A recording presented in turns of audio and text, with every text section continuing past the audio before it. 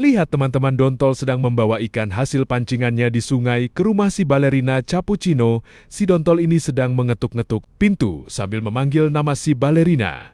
Beberapa detik kemudian, si balerina keluar dan membukakan pintu. Setelah itu, balerina terkejut dan kagum saat si Dontol itu membawa ikan ke rumahnya untuk dimasak dan dihidangkan buat dia berdua. Setelah itu Dontol dan balerina langsung masuk ke dalam dan menaruh ikannya di meja. Lalu dia pergi ke dapur. Lalu datanglah si Tungtung yang tadinya mau ke rumah si balerina untuk bermain.